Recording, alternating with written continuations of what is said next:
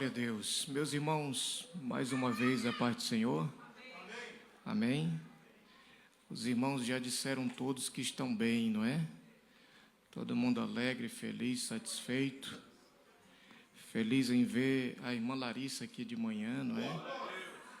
Fiquei imensamente feliz quando encontrei com ela ali na porta. Que o Senhor continue a operar o seu milagre na vida dessa jovem, amém?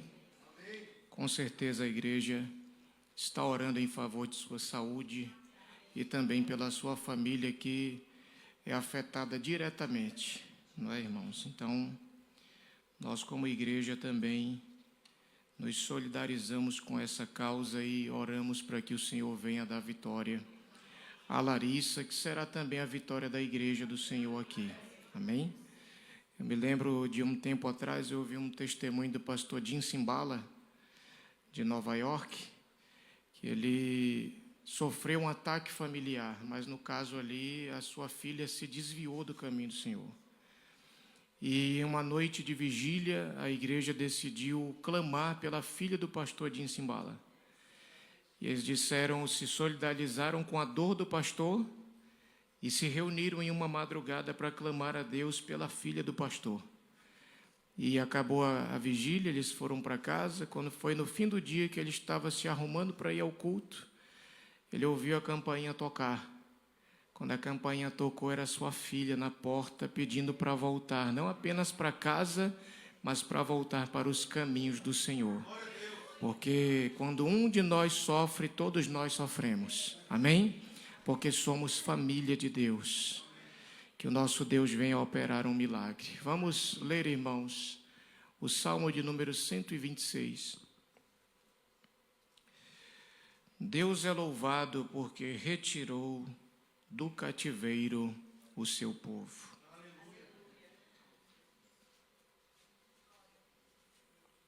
Louvado seja o nome do Senhor. Deus é louvado porque retirou do cativeiro o seu povo. Amém?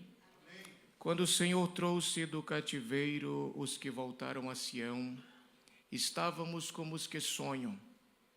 Então a nossa boca se encheu de riso e a nossa língua de cânticos. Então se dizia entre as nações: grandes coisas fez o Senhor a estes. Grandes coisas fez o Senhor por nós, por isso estamos alegres. Faze-nos regressar outra vez do cativeiro, Senhor, como as correntes do sul. Os que semeiam em lágrimas cegarão com alegria. Aquele que leva a preciosa semente, andando e chorando, voltará sem dúvida com alegria, trazendo consigo os seus molhos. Glória a Deus.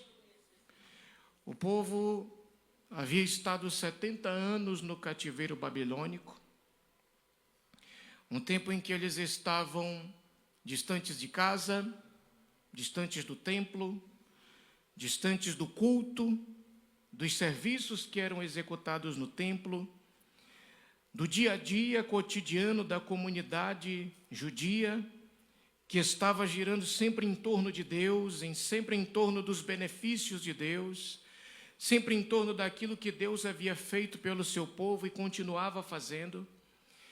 E agora, de uma forma abrupta, embora fosse profetizada, mas 70 anos é um período muito longo. Nós temos alguns irmãos aqui que já estão nesta idade de 70 anos e podem dizer o que já viveram na vida, as experiências que viveram, virada de século, de milênio, e todo o advento da tecnologia, as mudanças que esse mundo traz para nós. Podem dizer que 70 anos não são 70 dias, é um período longo de vida. Muitos destes servos de Deus aqui haviam morrido durante o cativeiro, outros nasceram no cativeiro, poucos estiveram na ida e no retorno, mas a maioria morreu no cativeiro e outros nasceram. Não à toa que quando eles regressam e Esdras vai fazer a leitura da lei para o povo, haviam pessoas que traduziam o que estava sendo lido, porque muitos já não falavam mais o hebraico e sim o aramaico, que era a língua que se falava na Babilônia. Então toda essa conexão com as suas raízes haviam sido perdidas. Mas por decreto de Deus, por profecia que o Senhor havia entregue pelos profetas, em especial por Jeremias, dizendo que havia um limite para aquele cativeiro, para aquele sofrimento, para aquela dor, e que duraria 70 anos. No final daqueles 70 anos, muitos já não acreditavam e muitos nem sabiam que existia a profecia do término daquele cativeiro.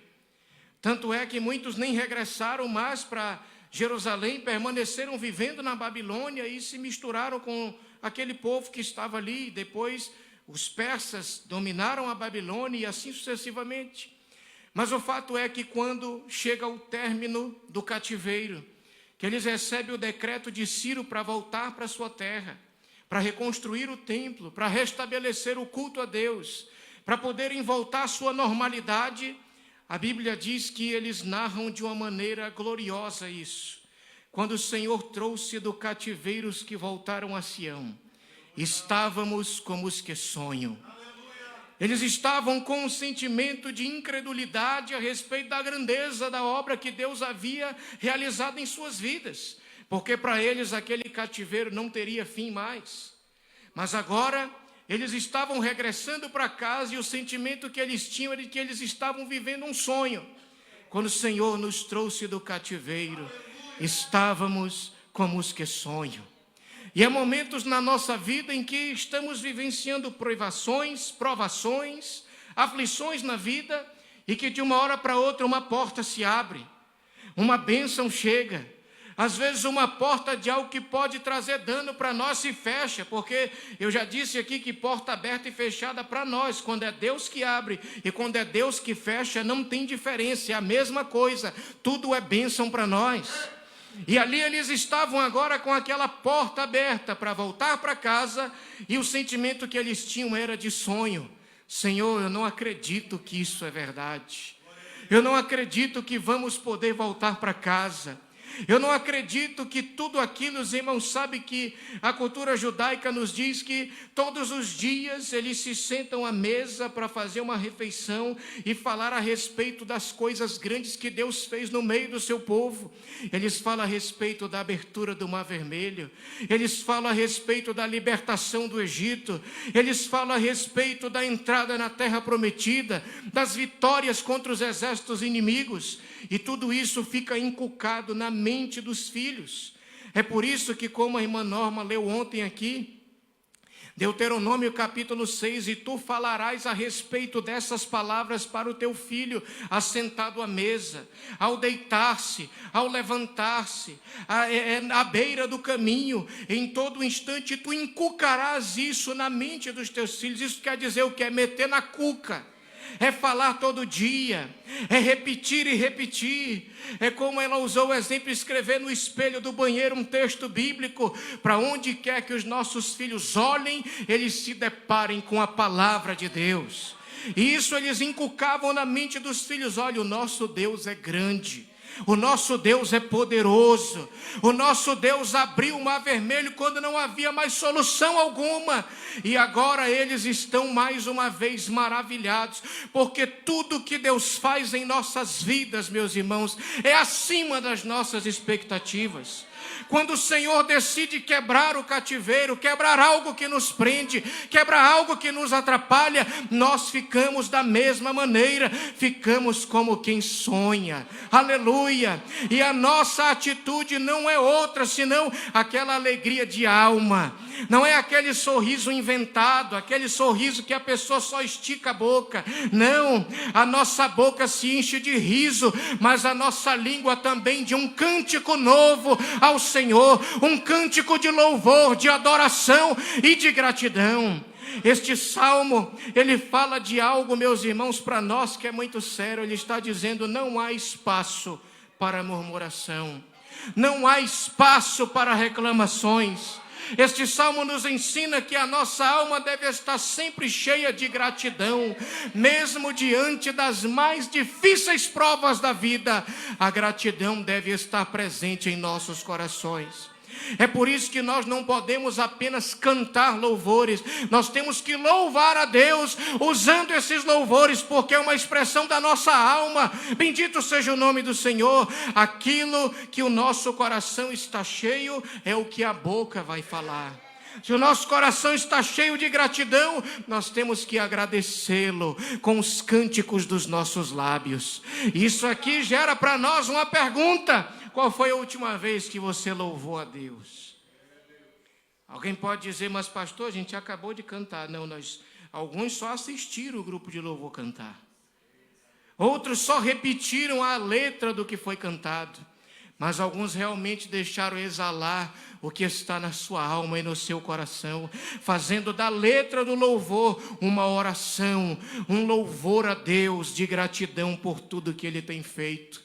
Quando eu estava pensando nessa palavra, que eu ouvi os irmãos cantarem aqui os últimos 2 louvores, que tem tudo a ver com esse texto, eu fiquei tranquilo e falei: Senhor, eu creio que o Senhor está aqui nessa palavra, que o Senhor vai consolar corações aqui essa manhã, que o Senhor vai quebrantar corações aqui na sua presença, para que volte a louvar novamente, volte a louvar ao Senhor de novo, volte a cantar na presença de Deus de novo. Nós somos aquele povo que canta no chuveiro, que canta quando acorda, que canta quando se deita, que canta quando dá uma topada numa pedra e na hora de sair um palavrão, sai um louvor a Deus, porque o crente, ele tem um novo cântico na sua boca o tempo inteiro. Eu sempre digo que às vezes a gente costuma dar o Salmo 40, né, presbítero Moab, para aqueles irmãos que ainda não conseguiram casar. Esperei com paciência no Senhor. Mas aquele salmo, irmãos, ele é um salmo de vitória, e ele retrata a vida do convertido, porque ele diz: esperei com paciência no Senhor, Ele me ouviu e escutou o meu clamor, tirou-me de um lago horrível, de um charco de lodo, firmou os meus pés sobre uma rocha, pôs em meus lábios um novo cântico. As pessoas verão e louvarão e acreditarão no Senhor. Por quê? Porque eles vão ver em mim a sua presença, eles vão ver em mim a mudança de vida, eles vão ver em mim o brilho da presença do Senhor na minha vida. Eu me lembro que quando a minha esposa se converteu, para quem não sabe, quando a Silvana se converteu, eu era auxiliar do trabalho na igreja já. E aí quando ela aceitou a Cristo, eu já fiquei de olho, né? Falei: olha, de repente é essa aí. Estava só esperando Jesus salvar. E aí eu fiquei de olho nela. E aí o irmão dela congregava na igreja. De vez em quando eu ia ali pedir uma água. Sabe como é que é, né? E aí conversar, usar o irmão como argumento para chegar perto, para saber como é que está, se tem algum pretendente, não é? E aí um dia, quando a Silvana se converteu, tivemos um grande evento de jovens. Ela foi cheia de Deus. Ela testemunhou que quando ela chegou no trabalho, as pessoas começaram a perguntar dela: o que aconteceu contigo? Alguma coisa aconteceu contigo, parece que o teu rosto está brilhando, tem uma alegria nova na tua vida. Irmãos, o servo de Deus é aquele que tem alegria plena na sua vida, porque a nossa alegria não está baseada em coisas, em circunstâncias, não. Nós choramos sim pelas lutas da vida, nós choramos sim pelas privações da vida, mas nós choramos e nos alegramos, porque o segredo para ser alegre é chorar. Tanto que o Senhor mesmo vai dizer em Mateus 5,4: bem-aventurados os que choram, porque eles serão consolados. Talvez hoje você esteja chorando, o Senhor tem consolo de Deus para você, porque o segredo do reino de Deus sempre foi esse. Para o mundo, você dizer que é bem-aventurado, é feliz, aquele que chora é estranho, mas a matemática de Deus é diferente daquilo que o mundo pensa. Ele vai dizer: bem-aventurados são os pobres de espírito, porque deles é o reino dos céus. Aleluia. Bem-aventurados são aqueles que são misericordiosos. Para o mundo, são aqueles que fazem as coisas à toa e muitas vezes não são retribuídos, mas o Senhor diz: aquele que é misericordioso, ele alcança misericórdia. Aleluia. Porque a matemática de Deus não é a matemática dos homens. E aqui esse povo, quando eles regressam, eles ficam como quem sonha. E eu acho lindo como a atualizada usa o termo, quando o Senhor restaurou a sorte de Sião. Porque a palavra restaurar ali significa trazer de volta à existência. A nossa tradução corrigida significa apenas trazer de volta, mas o restaurar de Deus quer dizer trazer de volta à existência aquilo que talvez não exista mais. É por isso que lá em Gênesis, quando ele diz que fez a terra do nada, ex nihilo, nada, do nada, sem matéria, tudo que nós fazemos tem alguma matéria, tem alguma coisa. Esse púlpito foi fabricado de acrílico ou de um material plástico rígido para que ele pudesse existir. Mas aqui, o Senhor, Ele gera as coisas do nada. Ele dá força ao cansado e multiplica as forças daquele que não tem nenhum vigor. A matemática vai dizer que qualquer número multiplicado por zero é zero, permanece nada.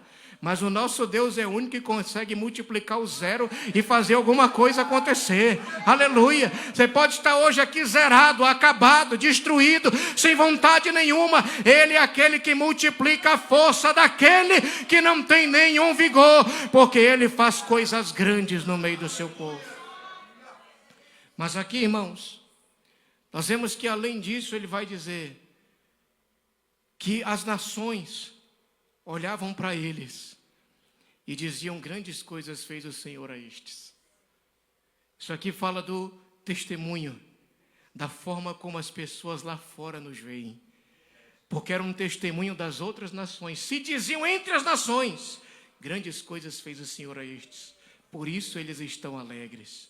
Não é uma alegria passageira, é uma alegria que exala. É uma alegria que se multiplica, que se espalha por onde nós vamos. E aqui, esse testemunho era visto pelas outras nações. Grandes coisas fez o Senhor a estes. As pessoas precisam olhar para nós e ainda que nós tenhamos uma postura mais séria, mais tímida, mais calada, eles precisam ver que em nós há uma alegria indizível.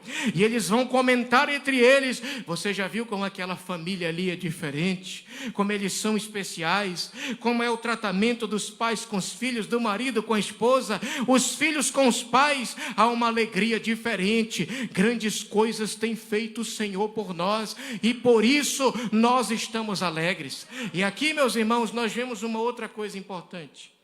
Segundo, que eles mesmos vão reconhecer que Deus fez coisas grandes por eles.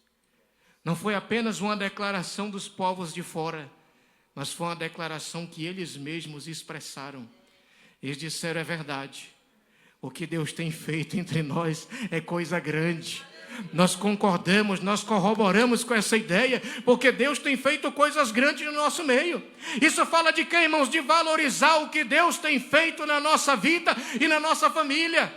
Porque às vezes a gente fica, irmãos, as coisas que Deus faz na nossa vida, a gente minimiza às vezes. A gente tem uma tendência de não valorizar tanto. E aí, meu irmão, você comprou um carro? Rapaz, acabei indo lá e deu certo. Não tem às vezes a coragem de chegar como o pastor Eduardo, essa semana, e dizer assim: Deus fez um milagre. O homem chegou lá, o cabra queria $5.000 de entrada no carro. Aí o pastor Eduardo ficou e eu dizendo: se acalme. Toda hora eu dizendo para ele: fique calmo. Na hora que nós estávamos indo embora para voltar no outro dia para fechar negócio, ele disse: o senhor quer fechar agora com 0 de entrada? Deu uma parcelinha lá que depois, na hora de assinar o documento, ele disse: olha só, se o senhor assinar aqui, der um negocinho pequeno, $200. Alguém já comprou carro com $200 de entrada? Sua parcela vai baixar 40%. E o homem veio de lá alegre, irmãos. Alegre, feliz. Ele e a irmã Adna. E ele não diminuiu o que Deus fez. Ele chegou dizendo: foi milagre de Deus. Grandes coisas o Senhor tem feito por nós, por isso estamos alegres. Quais são as grandes obras que Deus tem feito na tua vida? Então expresse a sua alegria, demonstre a sua gratidão, valorize o que Deus tem feito na tua vida, porque é coisa grande. Tanta gente sofre para ter um Deus grande como esse do seu lado, e Ele não está só do seu lado, Ele mora dentro de você, Ele cobre a sua vida, Ele estende as suas mãos sobre você. porque Ele é Deus grande. O Davi um dia desses chegou falando de algumas coisas que o Senhor tinha feito por nós. Ele disse: pai, como a gente conseguiu isso? Aí eu falei para ele: meu filho, é porque o nosso Deus é grande. Nunca se esqueça, meu filho, que o nosso Deus é grande. Anteontem ele estava na nossa oração da noite, sem a mãe dele falar. Ele orou por todos os propósitos de oração dele, e no final ele orou pelas famílias lá do acidente do avião. Ele disse: Senhor, abençoa aquelas famílias daquelas pessoas que morreram. Porque, irmãos, nós achamos que não, a irmã Norma até disse isso também ontem, mas nossos filhos prestam atenção nas coisas. Quando nós demonstramos sensibilidade pelo que Deus faz, quando nós demonstramos sensibilidade pelo sofrimento do próximo, isso vai entranhando neles, vai entrando na alma deles também, e eles daqui a pouco vão começar a fazer sem precisar mandar, sem precisar dizer, porque isso vai virar estilo de vida para eles. Se nós estamos em casa o tempo todo murmurando: meu Deus, que vida, que coisa difícil, nada dá certo, não está dando certo, não está fechando a conta, não está dando para pagar. Não, a gente tem que dizer: Senhor, graças te dou, porque até aqui o Senhor tem nos ajudado. Graças te dou, porque mesmo que ainda não seja como eu quero, mas está melhor do que eu mereço, porque eu não mereço nada, é a graça e a glória de Deus sobre nós. Mas aqui, irmãos, quando este povo reconhece a grandeza de Deus, quando eles passam a demonstrar essa alegria de alma que está presente no seu coração, o povo reconhece toda aquela grandeza que Deus havia feito nas suas vidas, e eles também fazem com que isso se torne um estilo de vida. Aqui há um espaço entre o versículo 3 e 4, é um espaço longo, porque esse povo voltou para casa e, como todos nós, muitas vezes ficamos eufóricos com as coisas que Deus faz conosco. Começamos com propósitos, normalmente nós começamos o ano cheio de metas, de ideias, é ou não é? Quem começou aqui em janeiro dizendo que ia fazer uma dieta? Um bocado. Alguns já desistiram, já deixaram para janeiro do ano que vem. Mas o fato é que nós fazemos muitos projetos. E às vezes nós costumamos nos perder no meio dos projetos. Nos perder no meio das metas.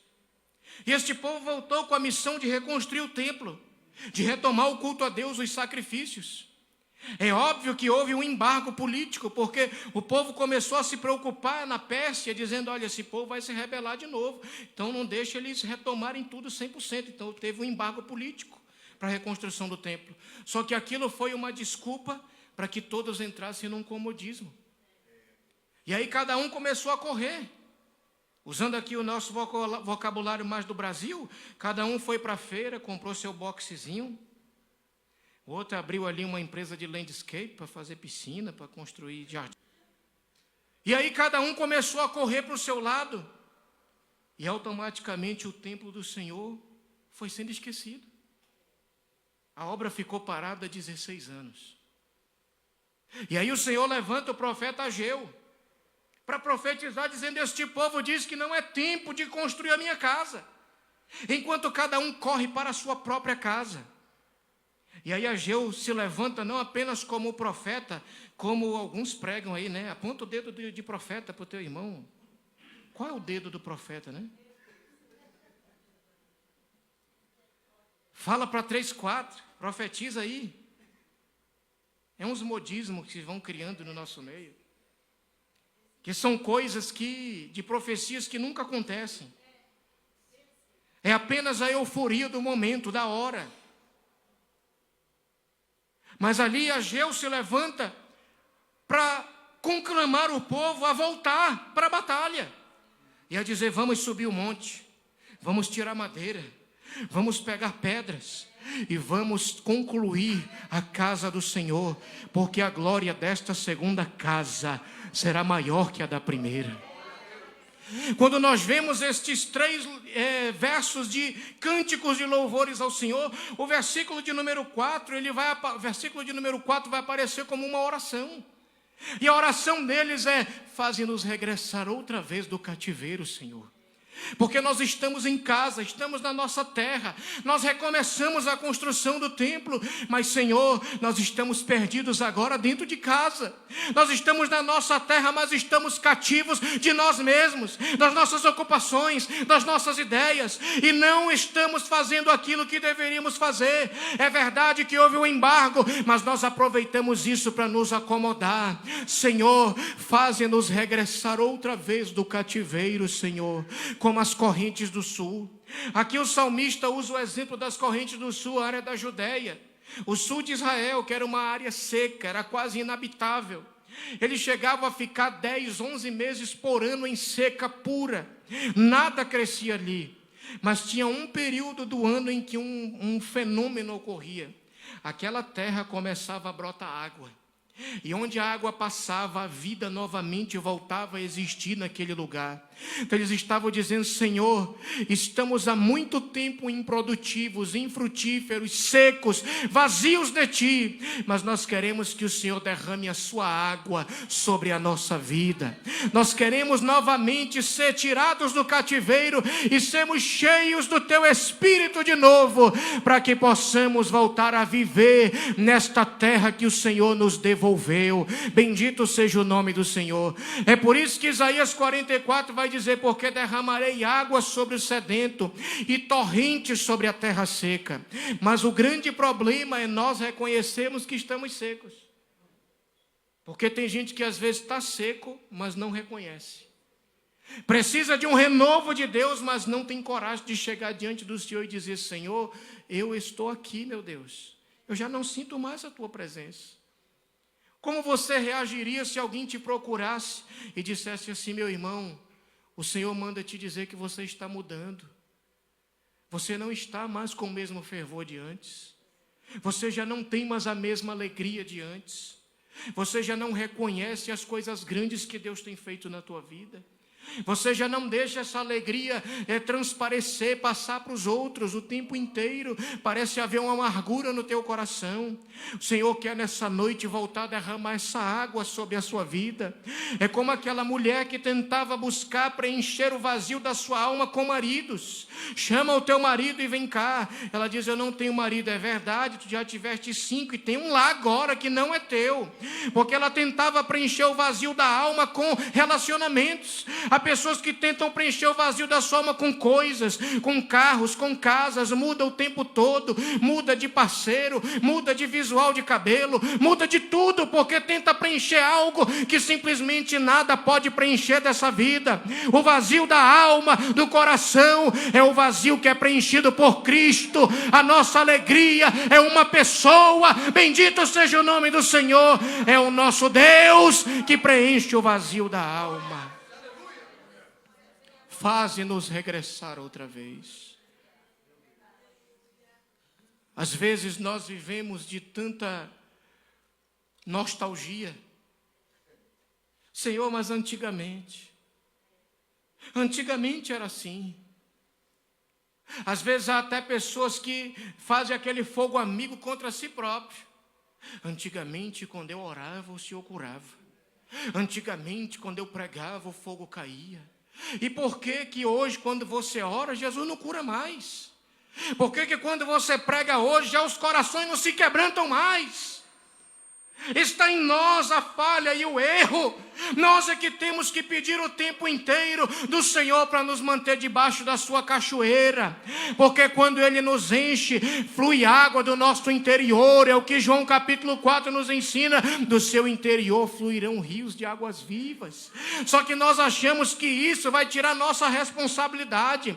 A mulher disse: Senhor, me fala onde é que está essa água para eu não vir mais aqui tirar água desse poço. Ela não queria mais trabalhar, ela não queria mais ter cuidados do dia a dia da casa. Há coisas que somos nós que fazemos.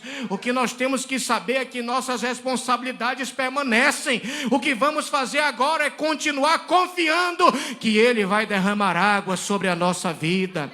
Continue debaixo da cachoeira de Deus. Não beba em outras fontes rotas, fontes que não têm água de Deus. A água dele é pura e cristalina.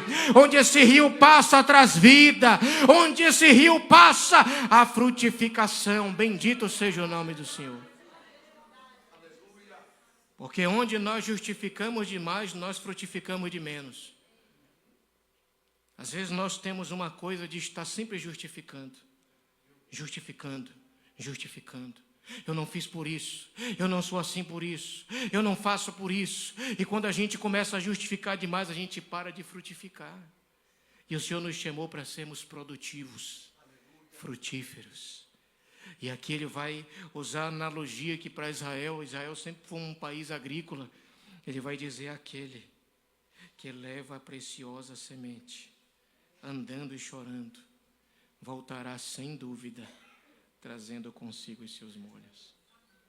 Os que semeiam em lágrimas, com júbilo ceifarão. E aqui eu quero fazer um parêntese. Por que para muitos de nós as lágrimas se secaram? Os que semeiam em lágrimas, cegarão com alegria. Eu lembro que o pastor Jimmy Swaggart contando um exemplo de quando ele era jovem, estava começando a pregar. Ele trabalhava na construção civil, pregava em algumas reuniões, sapato furado, pedindo carona. E ele disse que todos os dias passava na casa da avó dele para orar com ela. E ele disse que um belo dia, a avó dele chegou e disse: vamos orar porque você precisa de um carro. E ele disse: eu preciso de um carro, vó. Vamos orar então ao Senhor para que Ele lhe dê um carro, para você não ficar mais pedindo carona e que sirva para o seu trabalho também. E ele foi dobrar os joelhos e começou a orar aquela oração desleixada: Senhor, se Tu quiseres que eu tenha um carro, eu estou precisando de um carro, mas se o Senhor não quiser, está tudo bem.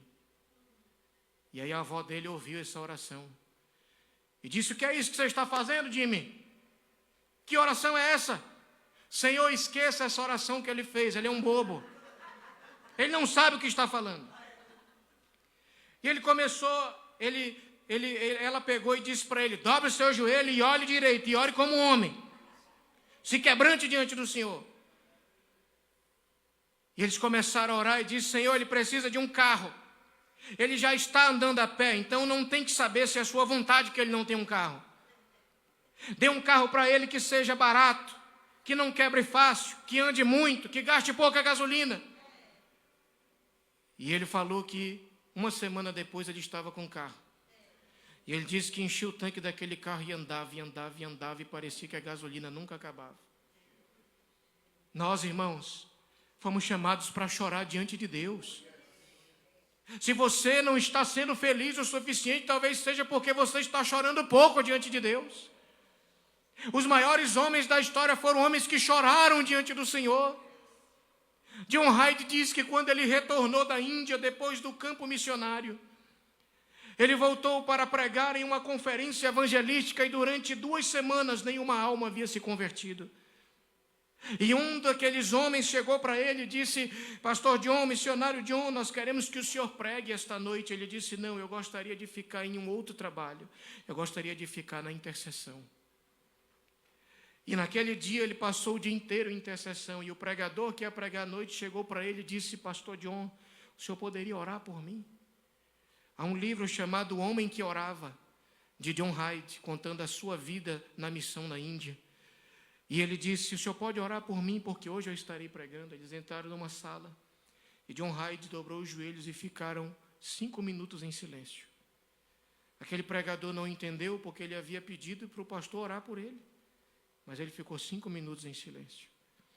E depois de 5 minutos, a primeira frase que ele disse foi: ó Deus, diante de ti nós estamos agora. E na hora que ele citou aquela frase, aquele pregador disse que ele sentiu que Deus havia descido onde eles estavam. Que ele era um pregador, mas que não tinha ainda uma experiência real de oração verdadeira. Eram apenas orações mecânicas de pede, de coisas para a vida, mas que realmente ele não tinha parado para ouvir o Senhor falar com ele. Porque a oração não é só você falar, é você ouvir Deus falar com você também. E aqui ele está nos ensinando de que aqueles que semeiam em lágrimas, eles voltarão com alegria. Semeie toda a sua vida em lágrimas, em oração diante do Senhor. Regue tudo isso, porque aqui o agricultor, quando vai semear, muitas vezes ele tira a semente do sustento de casa, para ainda acreditar que aquelas sementes vão produzir no futuro. E por isso ele vai andando, chorando, semeando, e muitas vezes aquelas lágrimas regam aquelas sementes, porque ele não sabe qual semente vai frutificar. Então ele chora dizendo: Senhor, qual será a quantidade da produção que isso aqui vai dar, Senhor? Por isso ele vai andando e chorando. É por isso que a palavra de Deus nos diz, irmãos, que ele te encherá de riso e os teus lábios de júbilo. Jó 8, 21. Lucas 6 e 21 diz: bem-aventurados vós que agora tendes fome, porque sereis fartos. Bem-aventurados vós que agora chorais, porque é a vez de sorrir. Mateus 5 e 4, bem-aventurados os que choram, porque eles serão consolados. Salmo 30 e verso 5, porque a sua ira dura só um momento, no seu favor está a vida. O choro pode durar uma noite, aleluia, mas a alegria vem pela manhã.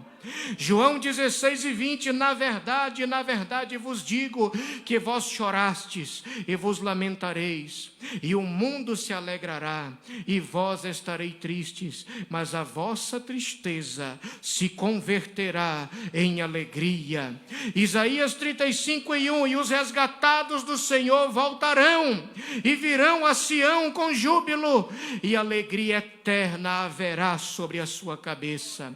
Gozo e alegria alcançarão, e deles fugirá a tristeza e o gemido. O nosso Senhor Jesus foi alguém que semeou com lágrimas. Ele semeou a sua própria vida. Lá no jardim do Getsêmani, na prensa do óleo, ele estava ali angustiado até a morte. Disse para os seus discípulos mais chegados: orai comigo, porque a minha alma está angustiada até a morte. Ele estava ali orando: Pai, se possível, afasta de mim esse cálice, todavia não seja como eu quero, mas como tu queres. Ele foi obediente até a morte, e morte de cruz. Ao terceiro dia ressuscitou, e agora ele está se preparando para voltar consigo com alegria, trazendo consigo os seus molhos. Ele vai voltar para nos buscar, ele vai voltar para nos levar para estar com ele para sempre, porque ele foi preparar lugar para nós, aleluia. E é por isso que Apocalipse 21, versículos 3 e 4 nos diz: então ouvi uma grande voz vinda do trono dizendo: eis aqui o tabernáculo de Deus com os homens. Deus habitará com eles, e eles serão um povo de Deus, e Deus mesmo estará com eles. E lhes enxugará dos olhos toda lágrima, e a morte já não existirá. Já não haverá luto, nem pranto, nem dor, porque as primeiras coisas passaram. Vai chegar o dia que o Senhor vai enxugar dos olhos toda a sua lágrima. Ele vai chegar e vai pôr fim ao seu sofrimento, às suas dores nessa vida. Mas enquanto estivermos aqui, estamos peregrinando em direção a Jerusalém celestial. Vamos enfrentar percalços, dificuldades, vamos enfrentar perdas. Muitas vezes questionamos a Deus sobre elas, mas vai chegar o dia que vamos chegar em Jerusalém. E quando chegarmos lá, nós vamos com certeza dizer: valeu a pena lutar cada dia, Valeu a pena permanecer firme diante das dificuldades dessa vida, porque agora nós vamos receber a vitória total e completa diante do nosso Deus. Vamos enfrentar o tribunal de Cristo para receber o nosso galardão, porque todo aquele que sofre por amor do nome do Senhor, ele vai receber um galardão na eternidade. Por isso, meu irmão, volte a chorar. Você que não chora mais, volte a chorar. Não seja como eu já ouvi de um companheiro: ore por mim porque eu não consigo chorar mais. Não seja como pastores que procuraram David Wilkerson pedindo para ajudá-lo, porque já havia 1, 2 anos, 6 meses que não orava mais diante do Senhor. Estava pregando, vivendo, trabalhando no automático. Charles Spurgeon dizia que ele preferia gastar 2 horas em oração antes de começar qualquer serviço, pois ele seria muito mais produtivo do que trabalhando 2 horas a mais todo dia para o reino de Deus. Vamos chorar diante de Deus. Os grandes homens choravam. Jeremias é chamado de o profeta chorão. Lamentações já fala, é um livro de lamentação, de pranto, de choro, e a igreja não pode deixar as lágrimas secarem. Eu ainda sou daqueles que traz o lenço para o culto, porque eu tenho certeza que eu vou chorar, porque eu tenho certeza que alguma coisa vai tocar a minha alma e as lágrimas vão rolar do nosso rosto. Não espere chorar apenas quando o sofrimento bater a porta. Apenas chore, porque a gratidão também nos faz chorar. Porque grandes coisas tem feito o Senhor por nós. Por isso estamos alegres, aleluia. Os que semeiam em lágrimas, com júbilo ceifarão. A hora da colheita vai chegar, meu irmão. A hora de desfrutar dos frutos do seu choro, eles vão chegar, mas não cesse de regar as sementes em oração. Fique de pé nesta noite, nesta manhã, em nome de Jesus. Feche os seus olhos. Bendito e eterno Deus. Pai querido, aqui estamos nós, Senhor.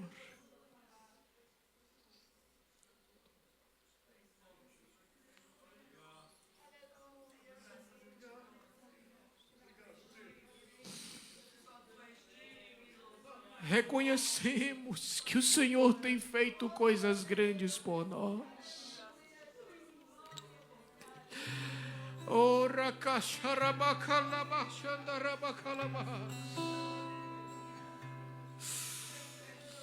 Amado Deus, quebranta corações aqui esta manhã, Senhor, na Tua presença. Olhos que se secaram, corações que estão como uma terra seca diante de Ti. Vem regar esta terra, Senhor, como as correntes do sul. Opera milagres aqui esta manhã em nossas vidas, Senhor. Há pessoas que carecem de um renovo.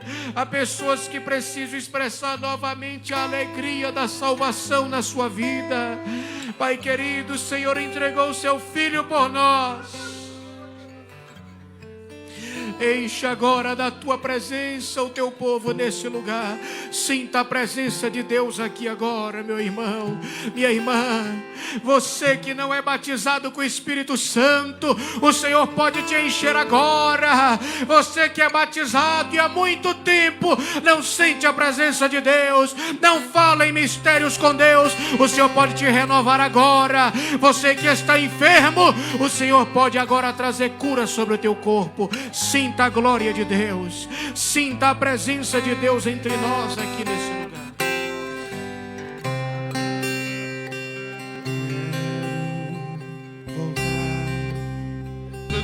Aleluia, aleluia. Quantos recebem esta palavra?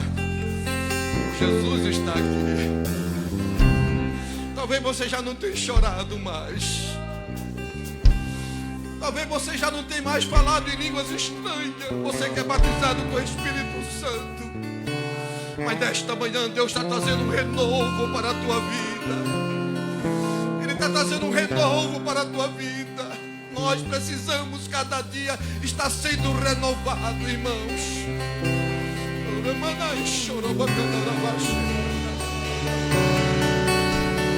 Oh, aleluia.